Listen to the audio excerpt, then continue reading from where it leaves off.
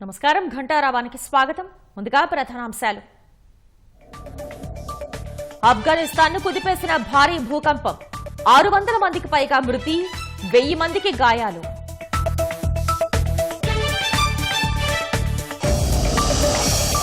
ఉగ్రవాదం శాంతికి ముప్పుగా పరిణమించిందన్న ప్రధాని, తీవ్రవాదంపై పోరులో దేశాలన్నీ ఐక్యంగా నిలవాలని పిలుపు. తెలంగాణలో వైద్య విద్య అభ్యసనకు 4 ఏళ్ల స్థానికత ఉండాల్సిందే, తీర్పు వెలువరించిన సుప్రీంకోర్టు.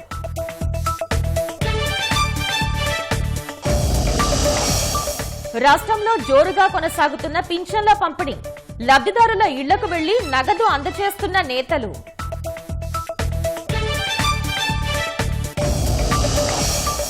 వర్షాలతో ఎన్టీఆర్ జిల్లాలో పొంగి పొర్లుతున్న వాగులు, గంపలగూడెం మండలం నెమలి వద్ద నిలిచిన రాకపోకలు.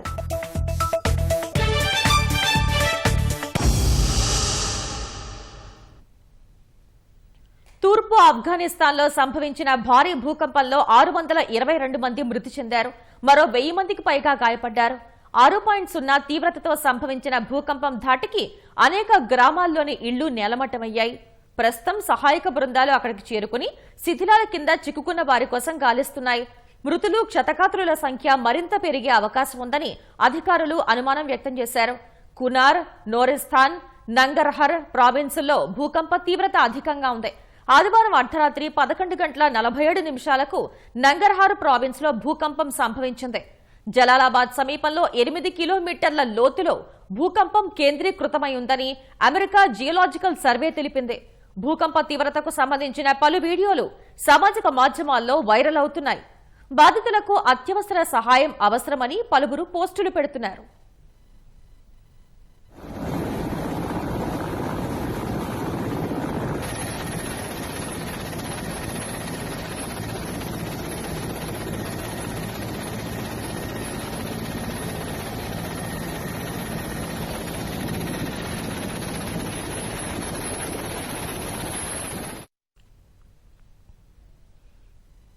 చైనాలోని తియాన్జిన్ వేదికగా జరుగుతున్న షాంఘై శిఖరాగ్ర సదస్సులో ఉగ్రవాదంపై పాకిస్తాన్ వైఖరిని ప్రధాని నరేంద్ర మోదీ ఎండగట్టారు.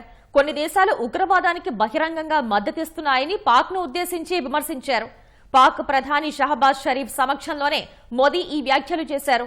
ఉగ్రవాదం శాంతికి ముప్పుగా పరిణమించిందని ప్రధాని అన్నారు.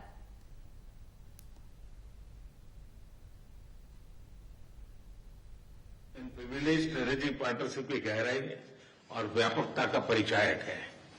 कठिन से कठिन परिस्थितियों में भी भारत और रूस हमेशा कंधे से कंधा मिलाकर चले हैं। हमारा करीबी सहयोग न केवल दोनों देशों के लोगों के लिए बल्कि वैश्विक शांति, स्थिरता और समृद्धि के लिए महत्वपूर्ण है। एक्सेलेंसी, यूक्रेन में चल रहे संघर्ष के विषय में हम लगातार चर्चा करते रहे हैं।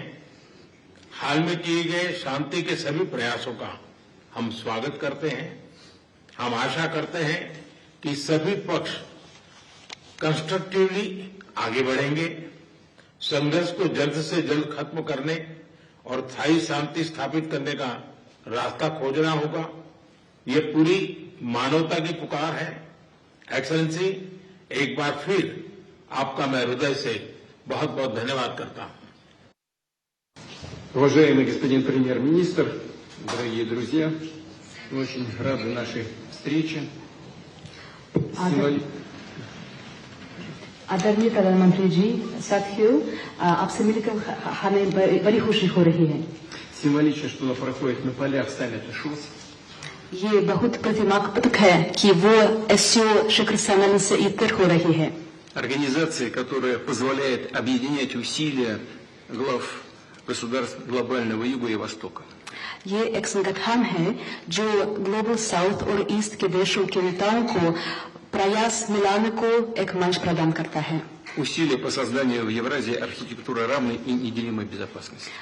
यूरेशिया में समान और अविभाज्य सिक्योरिटी ढांचे को बनाने के लिए प्रयासों के लिए एक मंच प्रदान करता है। Уважаемый господин премьер-министр, дорогой друг, 21 декабря исполняется 15 лет со дня принятия совместного заявления, в котором отмечен выход наших отношений на уровень особого привилегированного стратегического партнерства.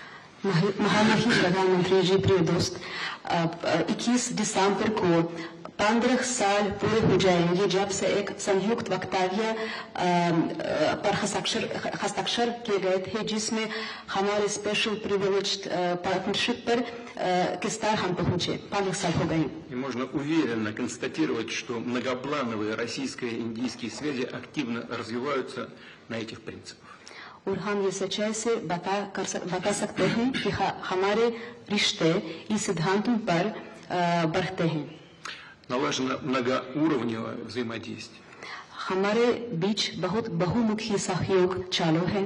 Торгово-экономическая кооперация в целом демонстрирует положительную динамику. व्यापार में सकारात्मक गतिशीलता देखने को मिलती है। Развивается туристический обмен. पर्यटकों का आदान प्रदान विकसित हो रहा है। Мы тесно координируем наши усилия на международной арене. अंतर्राष्ट्रीय मंच पर हम हमारे प्रयासों को समन्वय से करते हैं। Это ООН, БРИКС, Группа 20 и, разумеется, ШОС. यूएन, ब्रिक्स, एससीओ जरूर इस गताओं में से शामिल हैं। И сегодня хорошая возможность обсудить основные задачи дальнейшего развития многопланового двустороннего сотрудничества в различных областях. और आज की मुलाकात से हमारे रिश्तों को आगे बढ़ाने पर रास्तों पर बातचीत करने का एक बहुत अच्छा मौका मिलता है। Уважаемый господин премьер-министр, дорогой друг, Россия и Индия поддерживают десятилетиями особые отношения, дружеские, доверительные. Это фундамент для развития наших отношений в будущем. आदरणीय प्रधानमंत्री जी, प्रिय दोस्त, रूस और भारत के बीच बहुत विश्वसनीय रिश्ते बने हुए हैं। इस सिद्धांतों पर वे विकसित हो रहे हैं। И эти отношения носят абсолютно внепартийный характер, поддерживаются подавляющим большинством народов наших стран. और ये किसी से पार्टी या राजनीति पर आधारित नहीं है। लोग, हमारे दो देशों के लोग इस रिश्तों का समर्थन करते हैं। Спасибо. धन्यवाद।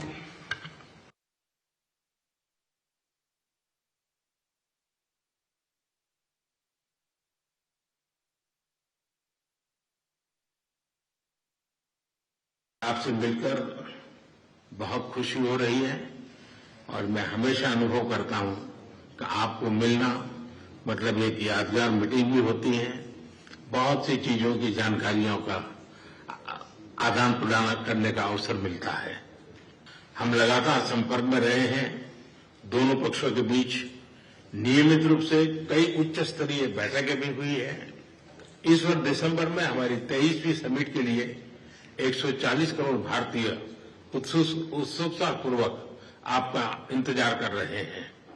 एक्सेलेंसी, ये हमारी special and privilege strategic partnership की गहराई और व्यापकता का परिचायक है।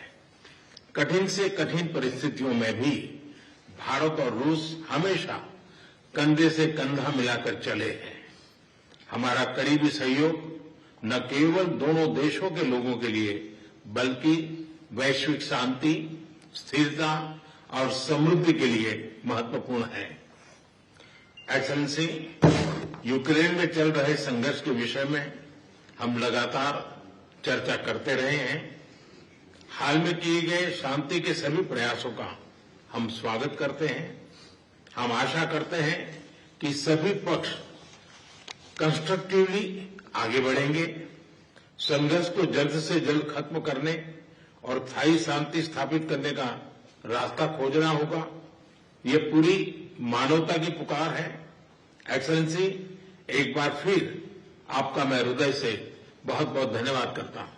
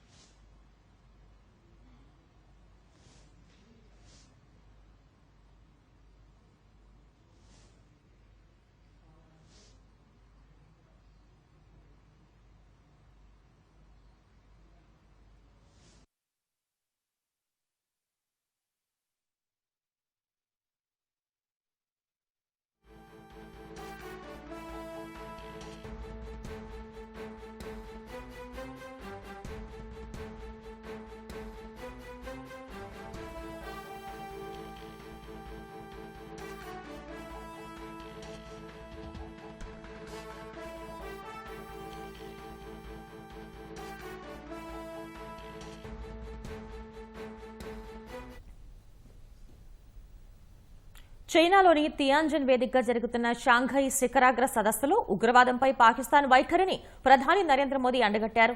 కొన్ని దేశాలు ఉగ్రవాదానికి బహిరంగంగా మద్దతిస్తున్నాయని పాక్ను ఉద్దేశించి విమర్శించారు. పాక్ ప్రధాని షహబాజ్ షరీఫ్ సమక్షంలోనే మోదీ ఈ వ్యాఖ్యలు చేశారు. ఉగ్రవాదం శాంతికి ముప్పుగా పరిణమించిందని ప్రధాని అన్నారు. పహల్గాం దాడి వేళ భారత్కు మద్దతుగా నిలిచిన దేశాలకు మోదీ కృతజ్ఞతలు తెలిపారు. ఉగ్రవాదంపై పోరులో దేశాలన్నీ ఐక్యంగా నిలవాలని పిలుపునిచ్చారు.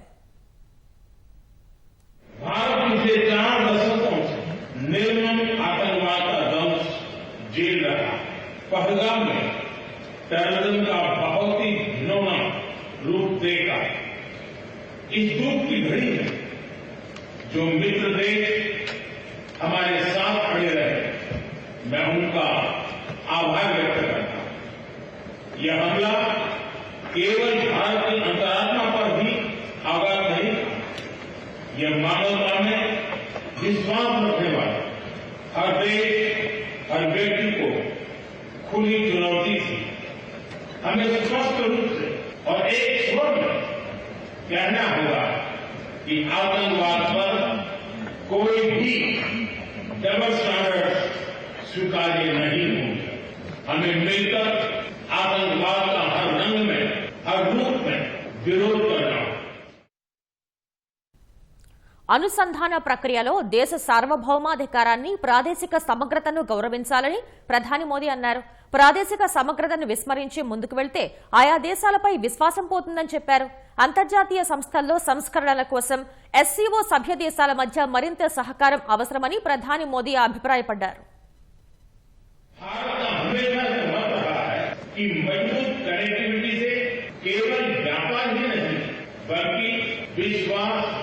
और विकास के द्वार भी खुलते।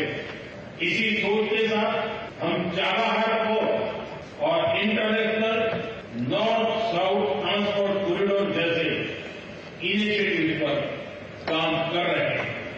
इनसे हम अफगानिस्तान और मध्य एशिया के साथ संपर्क बढ़ा सकते हैं। దేశంలోనే మొదటి మెడ్టెక్ విశ్వవిద్యాలయం విశాఖలో ప్రారంభోత్సవానికి సిద్దమవుతోంది. గాజు పలకలతో భూగోళం ఆకృతిలో దీన్ని విశాఖ మెడ్టెక్ జోన్లో ఏర్పాటు చేస్తున్నారు. వైద్య సాంకేతికతల ప్రపంచ స్థాయి పరిశోధన, శిక్షణ కోసం నెలకొల్పనున్న మెడ్టెక్ విశ్వవిద్యాలయ కార్యకలాపాలు యూనివర్సిటీ గ్రాంట్స్ కమిషన్ అనుమతి వచ్చిన వెంటనే ఆరంభం కానున్నాయి. 5 అంతస్తుల్లో నిర్మిస్తున్న ఈ కట్టడానికి తుది మెరుగులు అద్దుతున్నారు. పారిశ్రామికవేత్తల సహకారంతో ప్రభుత్వ, ప్రైవేటు భాగస్వామ్య విధానంలో మెడ్టెక్ వర్సిటీని నిర్వహించనున్నట్లు తెలుస్తోంది.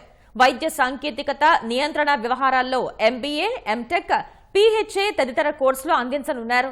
మెడ్టెక్ జోన్లో ప్రస్తుతం 150కి పైగా సంస్థలు కార్యకలాపాలు సాగిస్తున్నాయి. పారిశ్రామిక నిపుణులే బోధించి పరిశ్రమల అవసరాలకు తగ్గట్లుగా మెడ్టెక్ వర్సిటీ విద్యార్థుల్ని తీర్చిదిద్దనున్నారు. తద్వారా ప్రపంచ దేశాలను ఆకర్షించే అవకాశం ఉంటుందని భావిస్తున్నారు. ప్రవేశాలకు అర్హత, ఇతర వివరాలను అధికారులు త్వరలో వెల్లడించనున్నారు. రాష్ట్ర వ్యాప్తంగా ఎన్టీఆర్ భరోసా పింఛన్ల పంపిణీ జోరుగా సాగుతోంది. ప్రజాప్రతినిధులు, అధికారులు లబ్ధిదారుల ఇళ్లకే వెళ్లి పెన్షన్లు పంపిణీ చేస్తున్నారు. ఎన్టీఆర్ జిల్లా జగ్గయ్యపేట చిల్లకల్లు పంచాయతీ పరిధిలో ఎమ్మెల్యే శ్రీరామ్ తాతయ్య, కలెక్టర్ లక్ష్మీశ ఎన్టీఆర్ భరోసా పింఛన్లు పంపిణీ చేశారు. పేదలు, దివ్యాంగులు, వృద్ధులు, వితంతువులకు ఆర్థిక భరోసా కల్పించేందుకు కూటమి ప్రభుత్వం సామాజిక పింఛన్లను పంపిణీ చేస్తోందని ప్రకాశం జిల్లా ఎర్రగొండపాలెం టీడీపీ ఇన్ఛార్జ్ గూడూరి ఎరీక్షన్ బాబు అన్నారు. కూటమి నాయకులతో కలిసి లబ్ధిదారుల ఇళ్లకే వెళ్లి నేరుగా పింఛన్లను అందించారు.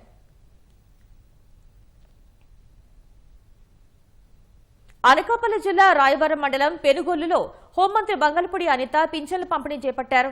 ఇంటింటికి తిరుగుతూ పింఛన్లు పంపిణీ చేస్తూ ప్రజల యోగక్షేమాలు అడిగి తెలుసుకున్నారు. ప్రకాశం జిల్లా మర్రిపూడి మండలం పన్నూరులో మంత్రి డోలా బాల వీరాంజనేయ స్వామి పింఛన్లు పంపిణీ చేశారు. దేశంలో ఏ రాష్ట్ర ప్రభుత్వం ఇవ్వని విధంగా అత్యధిక పెన్షన్లు ఇస్తున్నామన్నారు. పుట్టపర్తి నియోజకవర్గంలో ఎమ్మెల్యే పల్లె సింధూరరెడ్డి కొడవనిగానిపల్లిలో పింఛన్లు అందించారు. ప్రజా సంక్షేమానికి, రాష్ట్ర అభివృద్ధికి చంద్రబాబు కృషి చేస్తున్నారన్నారు. విశాఖలోని గోపాలపట్నంలో ఎమ్మెల్యే గణబాబు ఇంటింటికి వెళ్లి దివ్యాంగులు, వృద్ధులకు పింఛన్లు అందజేశారు. అనంతపురంలోని పలు ప్రాంతాల్లో ఎమ్మెల్యే దగ్గుపాటి ప్రసాద్ పింఛన్లు పంపిణీ చేశారు.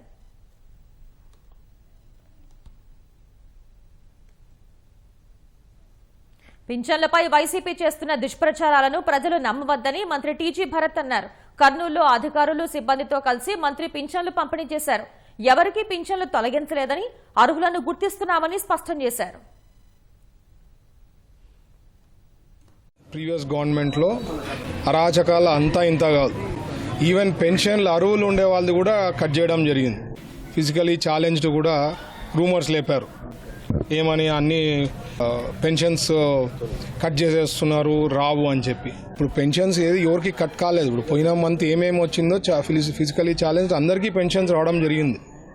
Only thing is reverification. అంటే అర్హులు ఉండే వాళ్ళకి అందరికీ 100% వస్తుంది. అర్హులు లేని వాళ్ళు ఎవరైనా ఫిజికలీ ఛాలెంజ్డ్ ఉంటే వాళ్ళకి మాత్రమే ఫ్యూచర్లో చేంజెస్ అయ్యేదానికి అవకాశం ఉంది. కానీ లేనిపోని రూమర్స్ లేపి వాళ్ళు ఇట్లే మాట్లాడుతూ పోతే రేపు 29 ఎలక్షన్స్లో సింగిల్ డిజిట్లో మిగిలిపోతారు. ఎన్టీఆర్ జిల్లా గంపలగూడెం మండలం నెమలి గ్రామం సమీపంలో వరద వల్ల పెద్ద ఎత్తున ట్రాఫిక్ స్తంభించింది. ఆదివారం రాత్రి నుంచి కురుస్తున్న ఏకధాటిగా వర్షం కురవటంతో వాగు నిండింది. పెద్ద ఎత్తున వరద పోటెత్తింది. రహదారిపై పెద్ద ఎత్తున వరద నీరు చేరి ఉదయం నుంచి వాహనాల రాకపోకలు నిలిచిపోయాయి. దీంతో నెమలి వేణుగోపాల స్వామి దర్శనానికి వెళ్తున్న భక్తులు తీవ్ర అసౌకర్యానికి గురయ్యారు.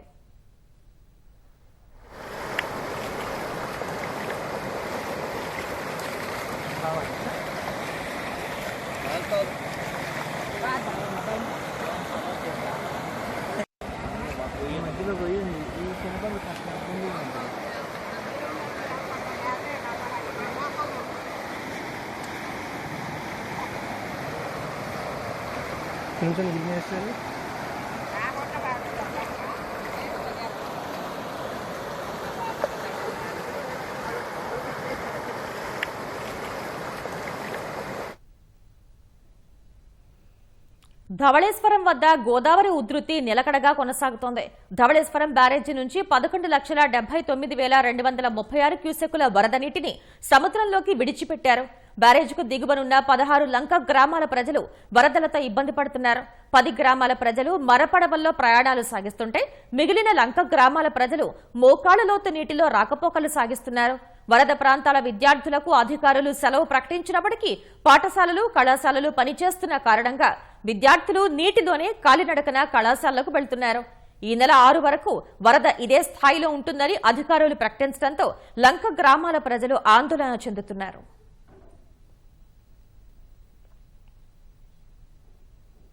చంద్రబాబు ముఖ్యమంత్రిగా 30 ఏళ్ల క్రితం చేపట్టిన బాధ్యతలు ఒక మైలురాయి కంటే ఎక్కువ అని మంత్రి నారా లోకేష్ అన్నారు. హైటెక్ సిటీ నుంచి క్వాంటం వరకు సీఎంగా ఆయన ప్రయాణం ఒక సజీవ వారసత్వం అని ప్రశంసించారు. బయోటెక్ ఆకాంక్షల నుంచి డేటా ఆధారిత ఆర్థిక వ్యవస్థల వరకు ఈ పురోగతి ప్రత్యక్ష సాక్ష్యమన్నారు. సీఎంగా తొలిసారి ప్రమాణం చేసి 3 దశాబ్దాలు పూర్తి చేసుకున్న నాన్నకు హృదయపూర్వక శుభాకాంక్షలంటూ ఎక్స్లో పోస్ట్ చేశారు. ఇంట్లో నాన్న, పనిలో బాస్ అని పిలుచుకునే అదృష్టం తనకు లభించిందని అన్నారు. కొత్త సవాళ్లను ఎదుర్కోవడానికి ఇప్పుడు సిద్ధంగా ఉంటారని, సంక్షోభాలను అవకాశాలుగా మలుచుకుంటూ ముందుకు సాగుతున్నారన్నారు. భవిష్యత్తు తరాల కోసం పట్టణీకరణను నిర్మించాలనే సంకల్పాన్ని సూచించే అమరావతి వరకు ఆయన నాయకత్వం ఎన్నో ఆవిష్కరణలకు మైలురాయిగా నిలిచిందన్నారు. వేగం, జవాబుదారీతనం, మౌలిక సదుపాయాల నిర్మాణం, డేటా ఆధారిత సేవలు, పౌరులు, సంస్థలను శక్తివంతం చేసే వేదికలతో సరికొత్త ఒరవడి సృష్టించారని ప్రశంసించారు. సామాజిక న్యాయం, బలహీనుల సాధికారతలో గణనీయమైన మార్పులకు చంద్రబాబు నాంది పలికారన్నారు. పోలవరం, బనకచెర్ల అనుసంధానం వంటి రాబోయే నీటిపారుదల పథకాలతో రాయలసీమను రత్నాలసీమగా మారుస్తున్నారని ప్రశంసించారు. గత వైసీపీ ప్రభుత్వంలో రేషన్ మాఫియాకు ఆ మాజీ ఎమ్మెల్యేనే కీలక సూత్రధారి. అడ్డు అదుపు లేకుండా దందాలు చేసిన ఆ నేత పీడీఎస్ బియ్యాన్ని విదేశాలకు ఎగుమతులు చేసి కోట్లు కొలగొట్టారు. ప్రశ్నించిన వారిపై కేసులు పెట్టి వేధించారు. ఈ క్రమంలో చంద్రబాబును, పవన్ను తిట్టిపోశారు. అనుచరులతో జన సైనికుల్ని చితకబాదారు. కూటమి ప్రభుత్వం రావడంతో ఆయనపై విచారణ ప్రారంభమైంది. కానీ అది ఎక్కడ వేసిన గొంగళి అక్కడే అన్న చందంగానే మారింది. దీనికి కూటమిలోని కొందరు నేతలు సైతం సహకారం అందిస్తున్నారనే ప్రచారం సాగుతోంది.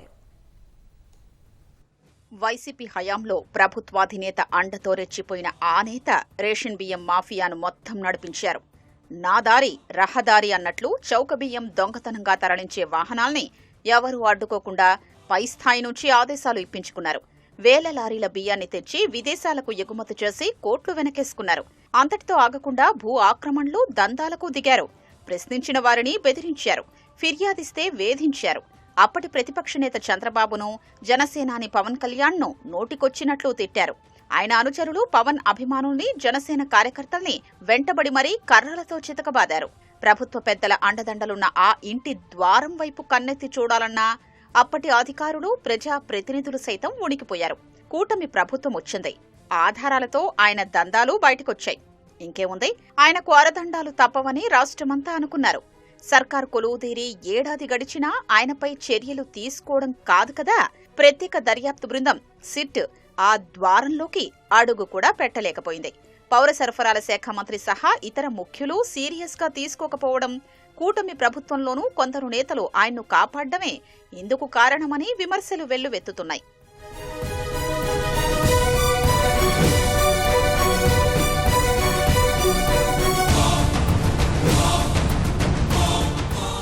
గత ప్రభుత్వంలో రేషన్ బియ్యం మాఫియాకు కీలక సూత్రధారి, పాత్రధారి ఆయనే. రేషన్ బియ్యం లారీలకు గ్రీన్ ఛానల్ ఏర్పాటు చేసుకున్నారు. ఈ ముఠా స్లిప్పు చూపిస్తే ఏ అధికారి లారీ ఆపే సాహసం చేయరు. వేల కొద్దీ లారీల్లో చౌక బియ్యం తరలించారు. పౌర సరఫరాల శాఖ కీలక పదవుల్లోనూ ఆయన కుటుంబ సభ్యుల్ని నియమించారు. బియ్యం ఎగుమతుల వ్యాపారంలోనూ వారే.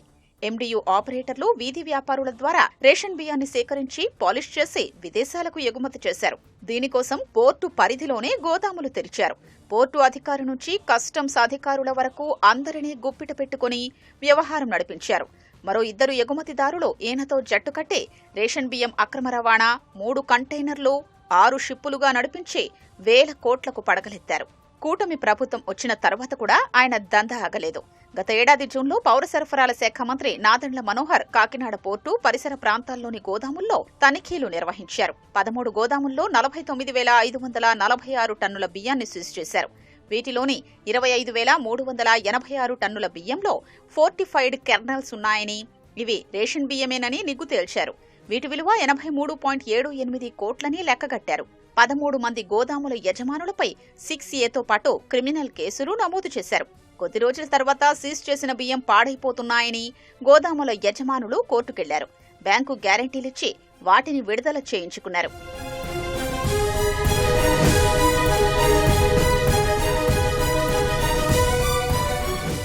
నిరుడు డిసెంబర్లో ఉప ముఖ్యమంత్రి పవన్ కళ్యాణ్ పోర్టులో పీడీఎస్ బియ్యం ఎగుమతులపై తనిఖీలు నిర్వహించారు. సీజ్ ద షిప్ అన్న ఆయన ఆదేశాలు దేశవ్యాప్తంగా వైరల్ అయ్యాయి. కానీ ఆ కేసుల విచారణ ఒక్క అడుగు ముందుకు పడకపోవడం తీవ్ర విమర్శల పాలవుతోంది. ఆ తరువాత డిసెంబరు 6న పేదల బియ్యం అక్రమ రవాణాపై నమోదైన కేసుల విచారణకు వినీత్ బ్రిజ్లాల్ అధ్యక్షతన ప్రభుత్వం సిట్ ఏర్పాటు చేసింది. అదే నెలాఖరున సిట్లో పోలీసు అధికారుల స్థానంలో పలు శాఖల జిల్లా అధికారుల్ని తీసుకొచ్చి మరో జీవో ఇచ్చారు. వినీత్ బ్రిజ్లాల్ స్థానంలో ఈగల్ ఐజీ ఆకే రవికృష్ణకు బాధ్యతలు అప్పగిస్తూ ఈ ఏడాది మే 7న మరో సవరణ చేశారు. తాజాగా ఈ నెల సిట్లోకి అదనంగా 10 మంది సిఐడి పోలీసు బృందాన్ని తీసుకొచ్చారు. 4 సార్లు సిట్లో మార్పు చేర్పులు చేయడమే తప్ప పీడీఎస్ బియ్యం కేసుపై ఈ బృందం ఒక్కసారి కూడా విచారణ చేసిన పాపాన పోలేదు. ఇదే అదనుగా రేషన్ మాఫియా రెచ్చిపోతోంది. గత ప్రభుత్వంలో చక్రం తిప్పిన వారే తాజాగా పేదల బియ్యం పక్కదారి పట్టిస్తున్నారు. కాకినాడ పోర్టుకు కాకుండా విశాఖ పోర్టుకు తరలిస్తూ తమ అక్రమ వ్యాపారానికి అడ్డుపడేదెవరంటూ సవాల్ విసురుతున్నారు. పెను భూకంపం ఆఫ్ఘనిస్తాన్ను కుదిపేసింది. పాకిస్తాన్ సరిహద్దుల్లో సంభవించిన భారీ భూకంపంలో 600 మందికి పైగా ప్రాణాలు కోల్పోయారు. మరో 1300 మందికి పైగా గాయపడ్డారు. చాలా మంది ఆచూకీ గల్లంతవగా మృతుల సంఖ్య భారీగా పెరిగే ప్రమాదం ఉందని అక్కడి అధికారులు చెబుతున్నారు. యుద్ధ ప్రాతిపదికన సహాయ చర్యలు చేపట్టారు. ఆఫ్ఘనిస్తాన్లో భారీ భూకంపం సంభవించింది. పాకిస్తాన్ సరిహద్దులోని కునార్ ప్రావిన్స్ లో రిక్టర్ స్కేల్పై 6.0 తీవ్రత నమోదు కాగా ఈ ఘోర విపత్తు కారణంగా 600 మందికి పైగా మరణించారు. మరో 1300 మందికి పైగా గాయపడినట్లు అక్కడి మీడియా సంస్థలు తెలిపాయి. అమెరికా జియోలాజికల్ సర్వే వివరాల ప్రకారం నంగరహార్ ప్రావిన్స్ లోని జలాలాబాద్ సమీపంలో భూకంప కేంద్రం ఉన్నట్లు వెల్లడైంది. 8 కిలోమీటర్ల లోతులో అది కేంద్రీకృతమై ఉంది. ఆదివారం అర్ధరాత్రి 11:47 సమయంలో భూకంపం సంభవించినట్లు అధికారులు తెలిపారు. ఘోర విపత్తు కారణంగా కునార్ ప్రావిన్స్ తీవ్రంగా ప్రభావితమైనట్లు సమాచారం. భూకంప తీవ్రతకు సంబంధించిన పలు వీడియోలు సామాజిక మాధ్యమాల్లో వైరల్ అవుతున్నాయి.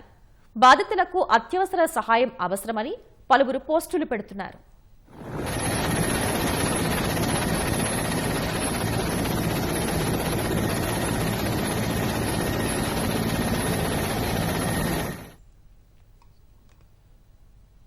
భూకంప ప్రభావిత ప్రాంతాల్లో అధికారులు యుద్ధ ప్రాతిపదికన సహాయ చర్యలు చేపట్టారు. శిథిరాల కింద చిక్కుకున్న వారిని కాపాడేందుకు తీవ్రంగా శ్రమిస్తున్నారు. క్షతగాత్రులను హెలికాప్టర్ల ద్వారా ఆసుపత్రులకు తరలిస్తున్నారు. కుటుంబ సభ్యులు, బంధువులను కోల్పోయిన వారి రోదనలతో ఆ ప్రాంతం హృదయ విదారకంగా మారింది.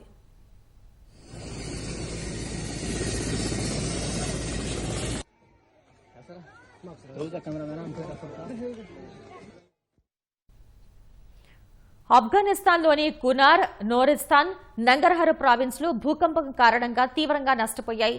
ఇళ్లు కూలిపోవడంతో పలు కుటుంబాలు వీధిన పడ్డాయి. వారి జీవితం అగమ్యగోచరంగా మారింది. గ్రామాల్లోని మహిళలు, చిన్నారులు, వృద్ధులు తీవ్ర గాయాల పాలై ఇక్కట్లు ఎదుర్కొంటున్నారు. బాధితుల పరిస్థితి దుర్భరంగా ఉంది.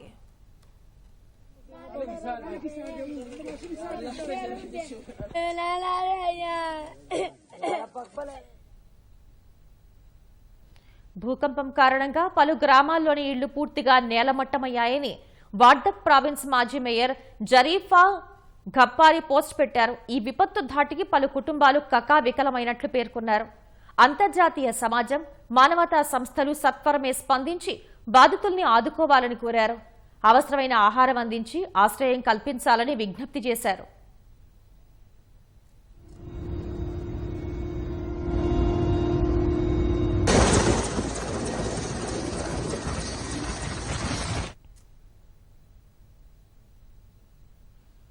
కూటమి ప్రభుత్వం ప్రతిష్టాత్మకంగా తీసుకున్న ఉచిత ఇసుక సరఫరా పట్ల అసంతృప్తి జ్వాలలు బహిర్గతమవుతున్నాయి. ఇసుక సరఫరా పట్ల వినియోగదారుల్లో 60% సంతృప్తి వ్యక్తం చేస్తున్నట్టు తెలుస్తోంది. వారానికి ఒకటే లోడు, ఓటీపీ తప్పనిసరి వంటి నిబంధనలే సమస్యగా మారాయనే వార్తలు వినిపిస్తున్నాయి. కొన్ని చోట్ల టన్నుకు అదనంగా ₹100 వరకు వసూళ్లు చేస్తున్నారని ఆరోపణలు ఉన్నాయి. రాష్ట్రమంతటా ప్రభుత్వం ఇసుక ఉచితంగా అందజేస్తోంది. గుత్తేదారు తవ్వకాలు, లోడింగ్కు అయిన ఖర్చు మాత్రమే వినియోగదారు చెల్లించాలి. అయినా సరే ఇసుక సరఫరాపై ప్రజలు పూర్తి స్థాయిలో సంతృప్తి వ్యక్తం చేయటం లేదు. రీచ్లు, స్టాక్ పాయింట్ల నుంచి ఇసుక తీసుకెళ్లిన వారికి ఫోన్లు చేస్తే 60% మంది మాత్రమే బాగుందని చెప్తున్నారు. మిగిలిన వారు అసంతృప్తి వ్యక్తం చేస్తున్నారు. ఇతర పథకాలపై ప్రజల నుంచి 80 నుంచి 90% వరకు సంతృప్తి స్థాయి వ్యక్తమవుతోంది. ఉచిత ఇసుకపై ఇటీవల జరిపిన ప్రజాభిప్రాయ సేకరణలో రాష్ట్ర వ్యాప్తంగా సగటున 40% మంది అసంతృప్తి వ్యక్తం చేశారు. దీంతో గరుడ శాఖ సంచాలకుల కార్యాలయం నుంచి ఉన్నతాధికారుల్ని శుక్రవారం నుంచి వివిధ జిల్లాలకు పంపించి క్షేత్రస్థాయిలో ఏం జరుగుతోందని పరిశీలన చేయిస్తున్నారు.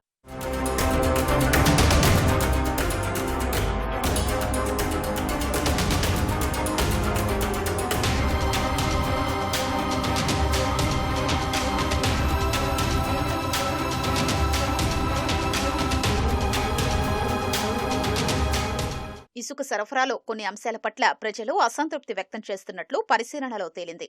మొన్నటి వరకు ఓ వ్యక్తి ఎన్ని లోడ్లైనా ఇసుక తీసుకెళ్లేందుకు అవకాశం ఉండేది. ఆధార్ నెంబర్ చెప్తే సరిపోయేది. ఇటీవల గనుల శాఖ కొత్త నిబంధన తెచ్చింది. ఓ వ్యక్తి నెలకు 1 లోడు ఇసుక మాత్రమే తీసుకెళ్లాలంటూ రూల్ పెట్టింది. ఆధార్ లింక్ ఉన్న ఫోన్ నంబర్కు ఓటీపీ వస్తుంది.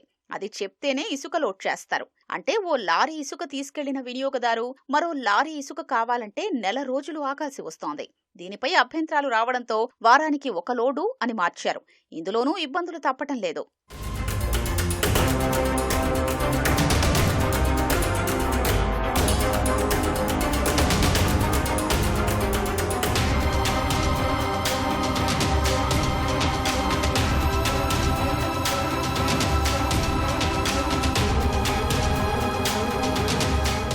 సాధారణంగా వినియోగదారుడు చెప్తే లారీ డ్రైవర్ రీచ్కు వెళ్లి ఇసుక లోడ్ చేసుకొస్తారు. ఆ సమయంలో లారీ డ్రైవర్ది లేదా అతని కుటుంబ సభ్యుల ఆధార్ నెంబర్ చెప్తున్నారు. దీనివల్ల ఆ డ్రైవర్ 3-4 ట్రిప్పుల ఇసుక తీసుకెళ్లాక మళ్లీ వారం ఆగాల్సి వస్తోంది.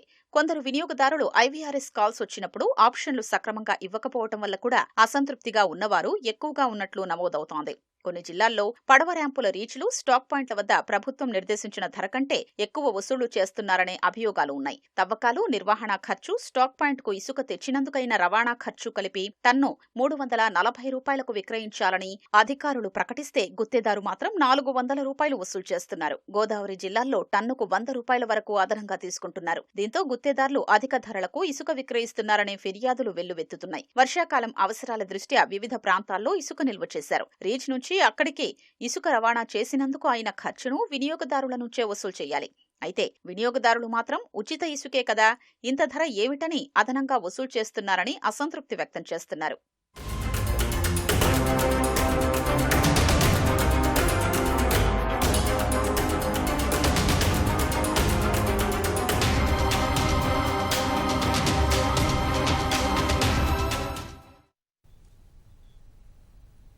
నెల్లూరులో అనుమతుల్ని అతిక్రమించి నిర్మించిన భవనాలు, అదనపు అంతస్తుల తొలగింపు విషయంలో విమర్శలు వెల్లువెత్తుతున్నాయి.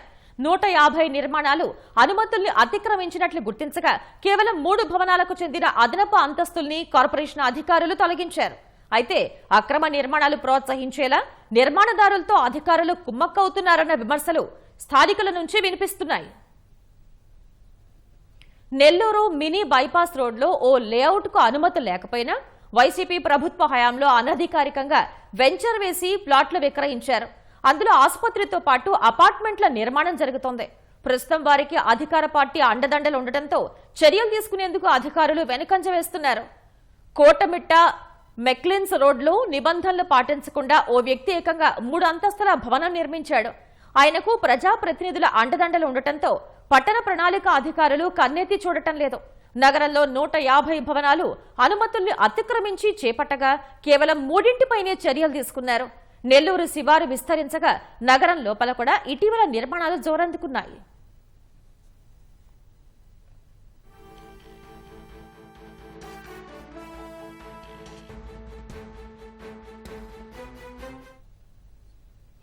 నగరం పరిధిలో కార్పొరేషన్ కు G+4 వరకు అనుమతినిచ్చే అధికారం ఉంది. ప్రస్తుతం ఆన్లైన్ విధానం ప్రవేశపెట్టారు. అయినా అక్రమాలకు అడ్డుకట్టపడలేదు. 200 గజాలు పైబడి విస్తీర్ణంలో నిర్మాణాలు జరిపితే తప్పనిసరిగా కార్పొరేషన్ కు మార్టిగేజ్ చేయాల్సి ఉంది.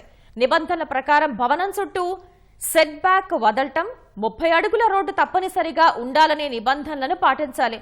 వాణిజ్య భవనాలు ఇతర అనుమతులు పొందాలి. సెట్ బ్యాక్ వదలని భవనాలు వందల సంఖ్యలో ఉన్నాయి. ముందుగా G+1 అనుమతులు పొంది 3, 4 అంతస్తులు నిర్మాణం చేశారు. G+4 అనుమతులు తీసుకుని మార్టిగేజ్ విడుదల చేసిన తర్వాత మరో అంతస్తు చేపట్టారు. పట్టణ ప్రణాళికా విభాగం నిర్దేశించిన అనుమతుల్ని అతిక్రమించి నగర వ్యాప్తంగా 150 భవనాలు చేపట్టినట్లు గుర్తించారు.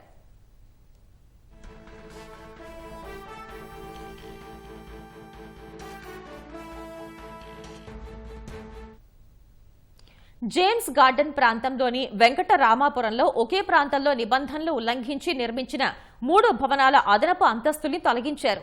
మిగిలిన భవనాల జోలికి వెళ్లలేదు. వాస్తవానికి నిర్మాణం జరిగే సమయంలో చైర్మన్లు, బిల్డింగ్ ఇన్స్పెక్టర్లు, సచివాలయాల ప్లానింగ్ సెక్రటరీలు పర్యవేక్షించాల్సి ఉంది. అక్రమ నిర్మాణాలు ప్రోత్సహించేలా నిర్మాణదారులతో కుమ్మక్కవుతున్నారన్న విమర్శలున్నాయి. మరోవైపు రాజకీయ ఒత్తిడి అంటూ ఉన్నతాధికారులు చెబుతున్నారు.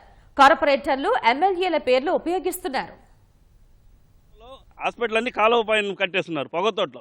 అక్కడ ఎంత రద్దీగా ఉంటే అంత రద్దీగా ఉంటుంది. ఆ కాలువలన్నీ ఆక్రమించున్నారు. దానిపైన ఇప్పుడు దాకా దేని దాఖలాలు లేవు. అదే మన్సూర్ నగర్లో కూడా అయితే కొన్ని అయితే లేఅవుట్లు వేసేస్తున్నారు. కాలువలు ఆక్రమించి లేఅవుట్లు వేస్తున్నారు. దానిపైన దృష్టి పెట్టకుండా వీళ్ళు కేవలం వీళ్ళకి ఎవరు నచ్చకపోతే వాళ్ళపైన కక్ష సాధింపులు చేయడం కరెక్ట్ పద్ధతి. నెల్లూరు నగరంలో చాలా దగ్గరలో కాలువలకి పక్కనే బడా బిల్డింగులు కట్టుకుని ఉన్న వాళ్ళు చాలా మంది ఉన్నారు.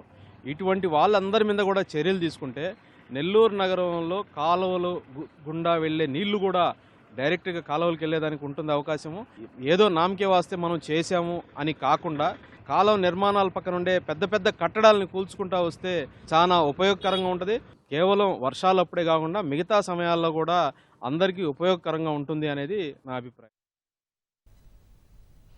పట్టణ ప్రణాళిక విభాగం నిర్దేశించిన అనుమతుల్ని అతిక్రమించి చేపట్టిన నిర్మాణాలను తప్పనిసరిగా తొలగిస్తామని నగర కమిషనర్ వైభవ్ నందన్ అన్నారు.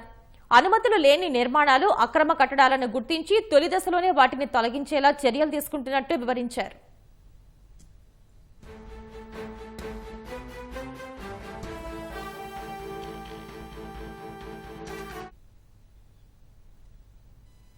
వైద్యుణ్ణి దేవునిగా భావించే సంస్కృతి మనది. ఏ కష్టం వచ్చినా వెంటనే ఆసుపత్రికి వెళ్లి డాక్టర్లు చూసుకుంటారులే అనే భరోసాతో ఉంటాం. ఇదే అదనగా కొందరు వైద్యాన్ని వ్యాపారంగా మార్చేశారు. చిన్న జ్వరానికే వేల రూపాయల ఫీజులు గుంజుతూ ఉన్నదంతా ఊడ్చేస్తారు. అయితే రామశేషయ్య మాత్రం ఉచితంగా వైద్యం చేస్తూ పేదల జీవితాల్లో వెలుగులు నింపుతున్నారు.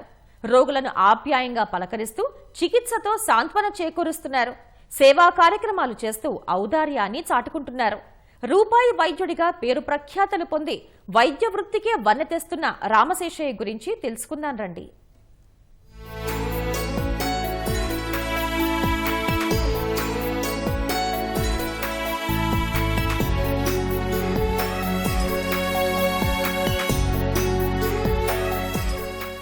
8 వయసులోనూ ఎంతో నిబద్ధతగా వైద్యం చేస్తున్న ఈయనే ఆళ్ల రామశేషయ్య.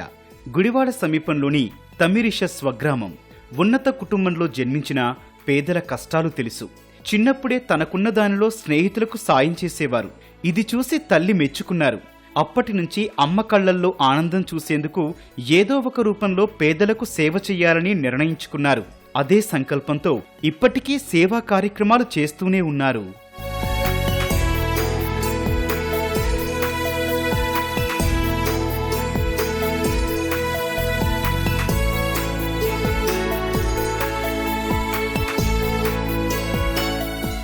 రామశేషయ్య గుంటూరు మెడికల్ కాలేజీలో ఎంబీబీఎస్ పూర్తి చేసి 1969లో ఏటీ అగ్రహారంలో ప్రాక్టీస్ మొదలుపెట్టారు. ఎలాంటి ఫీజు వసూలు చేయకుండా బయట ఒక డబ్బా ఏర్పాటు చేసి ఎవరికి తోచినంత డబ్బు వెయ్యాలని చెప్పేవారు. వచ్చిన సొమ్మును పేదల వైద్యానికే ఉపయోగించేవారు. మొదట్లో 5 రూపాయలకు కంటి వైద్యం చేసేవారు. ఇప్పుడైతే కేవలం రూపాయి మాత్రమే కన్సల్టెన్సీ ఫీజు తీసుకుని వైద్య సేవలు అందిస్తున్నారు. మొదట్లో ఇంట్లోనే క్లినిక్ నడిపిన రామశేషయ్య 2 ఏళ్ల క్రితం విజయవాడ కానూరు ఆటోనగర్ రోడ్డులో అమరావతి కంటి ఆసుపత్రిని ఏర్పాటు చేశారు. కంటి పరీక్షలతో పాటు సర్జరీలు సైతం ఉచితంగా చేస్తున్నారు. పేదలకు అండగా నిలవాలని తల్లి చెప్పిన బాటలోనే నడుస్తున్నారని రామశేషయ్య చెబుతున్నారు. I'm running 80. ఐఎమ్ హ్యాపీ, హెల్తీగా ఉన్నాను. ఇప్పటికీ చేస్తాను. నేను అందరితో పిల్లలందరినీ నా పిల్లలుగా చూసుకుంటాను. నేను ఇప్పుడు కూడా నా పేషెంట్స్తో వస్తే వాళ్ళందరికీ హ్యాపీ కౌరు చెప్తాను. అందరికీ వాళ్ళకి అయ్యం కావాలి అవన్నీ ఇస్తూ ఉంటాను. అది చాలు కదా నాకు లైఫ్. మనకు ఎందుకు వచ్చి ఇక్కడికి ఆనందంగా బతకటా వచ్చాం. దేవుడు మనకి ఆనందంగా బతకమన్నాడు కానీ సంపాదించుకోమనలా. మనకేం కావాలో ఆయన ఇస్తాడు. ఎంతో పవర్టీ చూశాను మిర్యాలగూడలో, కానీ అంతకుముందు ఇప్పుడు లేదు. ఇప్పుడు బాగున్నారు అంతాను. అప్పుడు నేను ఉన్నప్పుడు చాలా పవర్టీ ఉండేది. వాళ్ళ చూసి నాకు చాలా బాధ వేసేది. నా చొక్కాలు ఇచ్చేసేవాడిని. నేను నా చొక్కాలు ప్యాంట్లు అట్టు ఇచ్చేవాడిని. తర్వాత చెప్పులు లేకపోతే చెప్పులు నా చెప్పులు ఇచ్చేవాడిని. అక్కడ చెప్పులు కొని ఇచ్చేవాడిని. ప్రతి వారికి న్యాయంగా కన్ను కావాలి. కన్ను లేనిదే లోకమే లేదు. కన్ను లేకపోతే ఎంత బాధో. అందుకని నేను చెప్తాను నాన్న, చాలా పెద్ద పెద్ద ఆపరేషన్ చేసుకుంటున్నారు, లక్షలు తీసుకుంటున్నారు ఖర్చులకి. వెళ్ళేటప్పుడు ఆ తల్లికి ఒక చీరను, ఆ పిల్లకు ఒక జత బట్టలు పెట్టండి, ఎంత సంతోషంగా వెళ్తారు. ఒక ఆమె అంది, అయ్యా కిందసారి నువ్వు ఆపరేషన్ చేస్తే 2 చీరలు ఇచ్చావు, 2 సంవత్సరాలు వచ్చినాయి, మళ్ళీ ఈ సంవత్సరం మళ్ళీ ఇస్తావా? బట్ 2 చీరలు మళ్ళీ నాకు 2 సంవత్సరాలు వస్తాయిగా అంది. ఎంత గొప్ప అండి. అంతే. అందుకని నేను బట్టలు ఆ చీరలు ఇవ్వటం చాలా ఆనందంగా ఉంది నాకు. అది ఇస్తే వాళ్ళు ఎంత ఆనందంగా ఉంటారో ఆడపిల్లలు. రామశేషయ్య వృత్తి డాక్టర్, ప్రవృత్తి దాన ధర్మాలు చేయడం. ఆస్పత్రికి వచ్చే వారితో ప్రేమగా మాట్లాడి కష్టసుఖాలు తెలుసుకుంటారు. అందుకే సుదూర ప్రాంతాల నుంచి ఎంతో మంది రామశేషయ్య దగ్గరకు వస్తుంటారు. రోగులకు ఉచితంగా వైద్యం చేయడమే కాదు, దుస్తులు, పాదరక్షలు కూడా అందిస్తూ పెద్ద మనసు చాటుకుంటున్నారు. ఎలాంటి లాభాపేక్ష లేకుండా ఉచితంగా వైద్యం అందిస్తూ రామశేషయ్య ప్రశంసలు అందుకుంటున్నారు. తినాలండి, ఎవరో చెప్తే సార్ గురించి చెప్పగా మేము కన్సల్టేషన్ ఫ్రీ అనగానే అసలు ఎలా చూస్తారో ఏంటో అని అనుకున్నాము. కానీ ఇక్కడికి వచ్చి చూసిన తర్వాత మేము చాలా హ్యాపీగా ఫీల్ అయ్యాం. బాగా చూశారు సారు. ఇలాంటి డాక్టర్ని చూడటం ఇదే ఫస్ట్ టైం నేను. ఎందుకంటే ఫీజు లేకుండా ఇప్పుడున్న కమర్షియల్ టైంలో సార్ ఫీజు లేకుండా చూడటం అంటే ఆయన చాలా గొప్పతనం మాకు తెలుస్తుంది. వైద్యం చేసిన తర్వాత మా వాళ్ళకి అందరికీ చీరలు పెట్టి పంపించారండి. చాలా మంచి హృదయం గల ఆయన. సర్వేంద్రియానం నయనం ప్రధానమన్నారు పెద్దలు. అందుకే ఆళ్ల రామశేషయ్య ఎంతో మంది బతుకుల్లో వెలుగులు నింపుతున్నారు. అవయవదానంపై ప్రతి ఒక్కరిలో అవగాహన కల్పించేలా మరణానంతరం తన శరీరాన్ని ప్రభుత్వాసుపత్రికి దానం చెయ్యాలని వీలునామా రాశారు.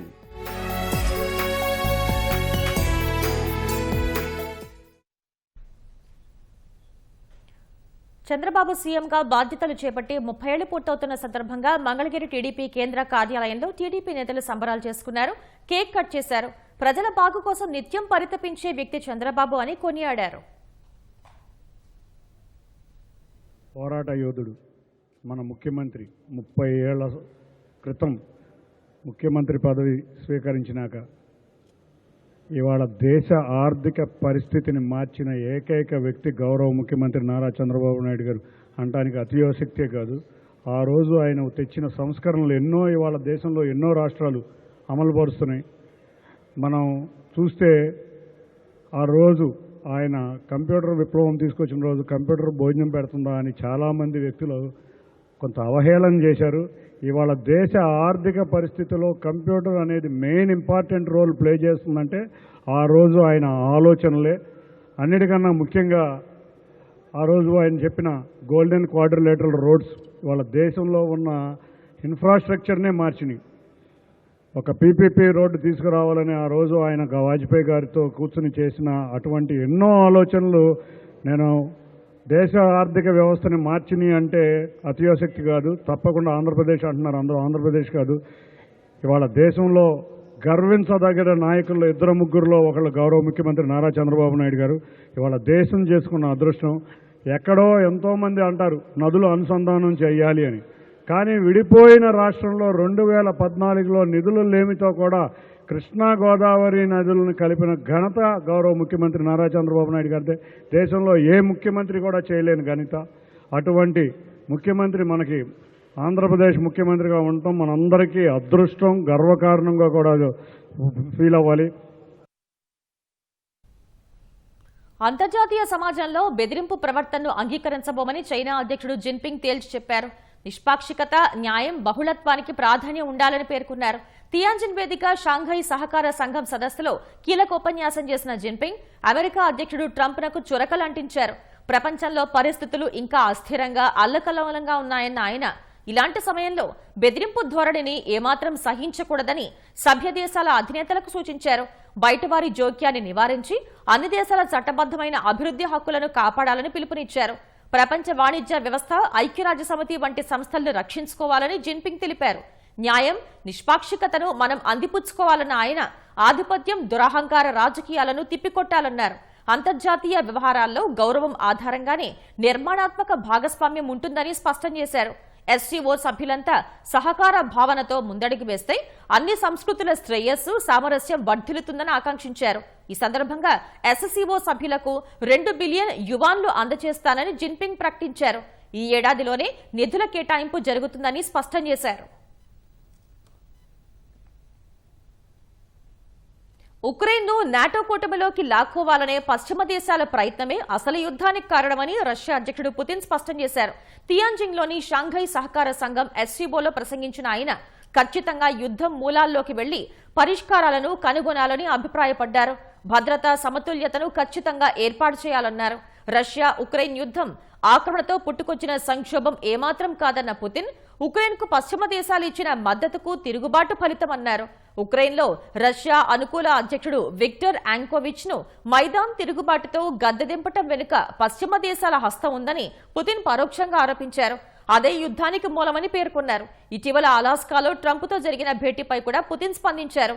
ఈ వివరాలను చైనా అధినేత జిన్పింగ్ తో సహా ఇతర ప్రపంచ నేతలతో పంచుకున్నట్లు పేర్కొన్నారు. ఎస్సీఓ సదస్సుకు హాజరైన ఇతర నేతలకు వాటిని వివరిస్తానని చెప్పారు. ఇదే సమయంలో రష్యా ఉక్రెయిన్ సంక్షోభాన్ని పరిష్కరించేందుకు చైనా, భారత్ చేసిన ప్రయత్నాలను పుతిన్ అభినందించారు.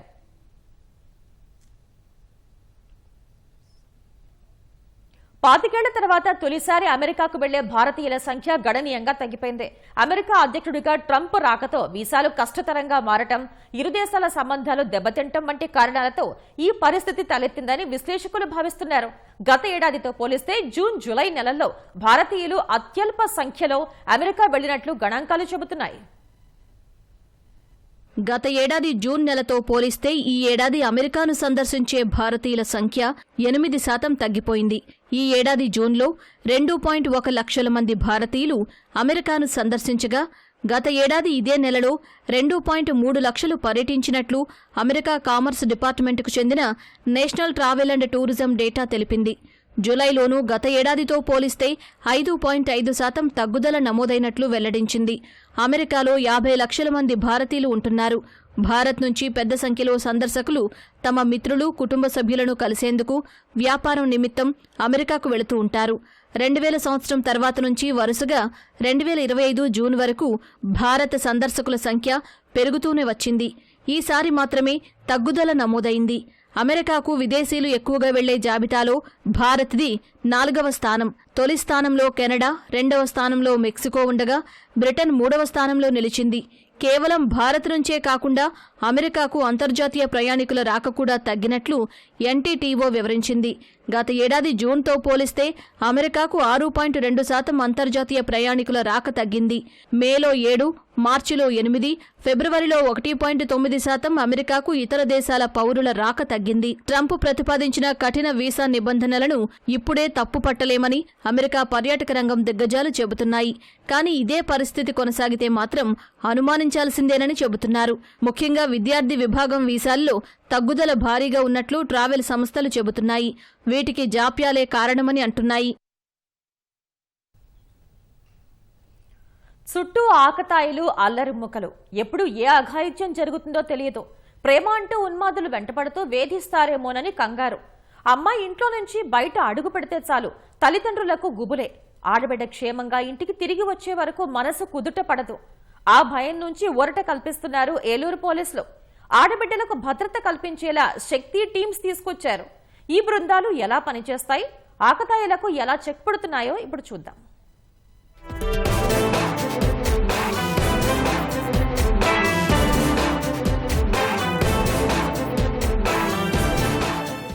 ఎక్కడ చూసినా పెట్రోలింగ్ వాహనాలు, గాల్లో ఎగురుతోన్న డ్రోన్లు, ఎక్కడికక్కడే కౌన్సిలింగ్.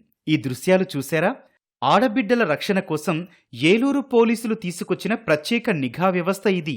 ఏలూరు నగరంలో ఫైర్ స్టేషన్ కేంద్రం నుంచి ఆర్టీసీ బస్టాండ్ వరకు విద్యా సంస్థలు ఎక్కువగా ఉన్నాయి. ఈ ప్రాంతంలో విద్యార్థుల రద్దీ ఎక్కువగా ఉంటుంది.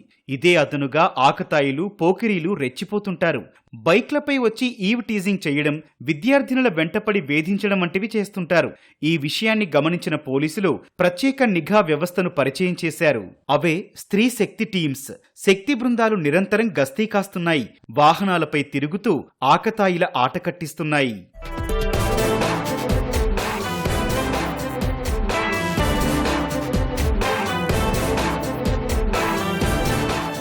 విద్యా సంస్థలు ఎక్కువగా ఉండటంతో అధిక పోలీసు సిబ్బందిని మోహరించడం కాస్త కష్టతరమవుతోంది. ఈ సమస్యను పరిష్కరించేందుకు జిల్లా ఎస్పీ ప్రతాప్ శివకిషోర్ వినూత్న ఆలోచనకు శ్రీకారం చుట్టారు. ప్రత్యేకంగా డ్రోన్లు తెప్పించారు. డ్రోన్ల వినియోగంపై పోలీసులకు శిక్షణ ఇప్పించి భద్రతను పర్యవేక్షిస్తున్నారు. డ్రోన్ ద్వారా ఒక ప్రదేశంలో ఉంటూనే దూరంగా ఉన్న కళాశాల వద్ద ఏం జరుగుతుందో, ఎవరైనా ఆకతాయిలు విద్యార్థులను ఏడిపిస్తున్నారా, వెంటపడి వేధిస్తున్నారా అనే విషయాలను గుర్తిస్తున్నారు. ఏ మూలనైనా తేడాగా కనిపిస్తే వెంటనే శక్తి టీమ్స్ అక్కడ వాలిపోయి పోకిరీల ఆట కట్టిస్తున్నాయి. మార్నింగ్ రోజు 8 నుంచి 12 వరకు, మళ్ళీ ఈవినింగ్ 3:30 టు ఈవినింగ్ 7:30 వరకు కూడా పిల్లలు స్కూల్కి వెళ్ళేటప్పుడు కానీ, హాస్టల్స్కి వచ్చేటప్పుడు కానీ దగ్గరుండి చూసుకుంటాము. ఆ టైంలో ఎవరైనా టీచర్స్ వచ్చి కానీ అబ్బాయిలు అమ్మాయిలు ఏడిపించడం కానీ అలాంటివి చేసినప్పుడు వాళ్ళని తీసుకుని ఏ కన్సల్ట్ పోలీస్ స్టేషన్ అయితే ఆ పోలీస్ స్టేషన్ సీఏ గారికి అప్పగిస్తున్నాం. వాళ్ళందరినీ కౌన్సిలింగ్ చేసి తర్వాత వాళ్ళ పేరెంట్స్కి ఇచ్చి పంపిస్తున్నారు. ఇంకా డ్రోన్ ఫెసిలిటీ కూడా ఉంది కాబట్టి మేము ఒకవేళ ఎన్ఆర్ఐ కాలేజ్ దగ్గర ఉంటే చైతన్య కాలేజ్ దగ్గర ఏం జరుగుతుంది అనేది తెలుసుకోవడానికి ఈజీగా ఉంటుంది. అక్కడ ఏదైనా సమస్య అన్న చెప్తే మేము మళ్ళీ వెంటనే అక్కడికి వెళ్తున్నాం.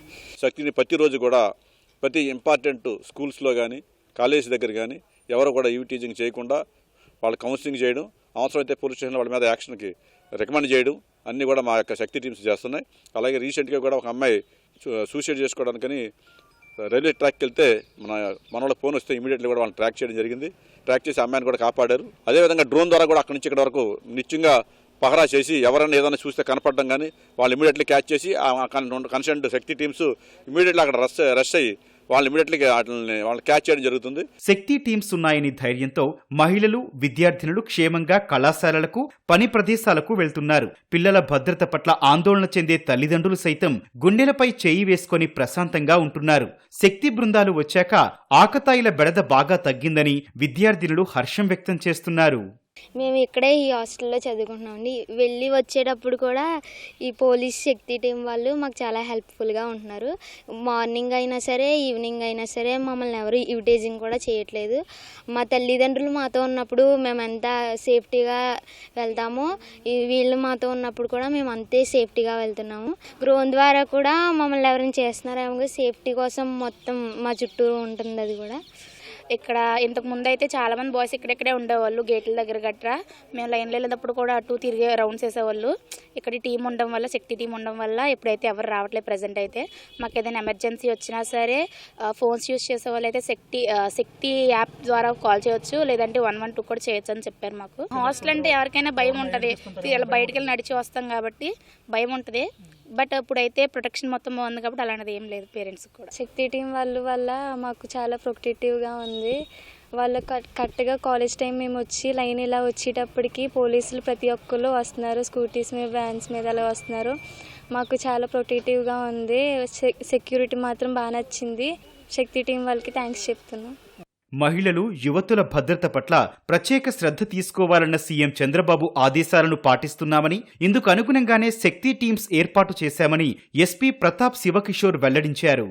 ఈ శక్తి టీం అనేది మన ఆనరబుల్ సీఎం గారి ఐడియా, ఇట్లా ఒక స్పెషల్ ఫోర్స్ ఉండాలి అని. అన్ని దగ్గరలా మనం పోలీస్ పెట్టలేం కాబట్టి ఈ డ్రోన్ పాట్రోలింగ్ అనేది ఇదిగా నిర్వర్తిస్తున్నాము టౌన్లో.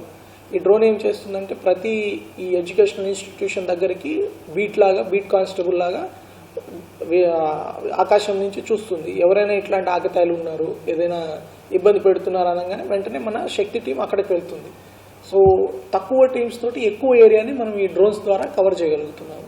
ఇంతేకాకుండా మన ఉమెన్ పోలీస్ స్టేషన్, శక్తి టీమ్స్ ఈ పెద్ద ఎత్తున అవేర్నెస్ చేయడము. ఇంకొకటి, ఈ డ్రోన్స్ ఉన్నాయి, మనల్ని చూస్తాయి, మనం చేసేది ఏదైనా రికార్డ్ అవుతుందన్న ఒక భయం ఏదైతే ఉందో అది చాలా వరకు వాళ్ళని కంట్రోల్లో పెడుతుంది. ఎక్కువ మంది మహిళలు చదువుకోవాలన్నా, ఎక్కువ మంది మహిళలు ఆర్థికంగా వాళ్ళు జాబ్స్ చేయాలన్నా పేరెంట్స్కి మనం ఆ కాన్ఫిడెన్స్ క్రియేట్ చేయడం ఇంపార్టెంట్. సో అందుకే మాకు ఈ డ్రోన్స్ కానీ, ఈ శక్తి టీమ్స్ కానీ చాలా బాగా పనిచేస్తున్నాయి.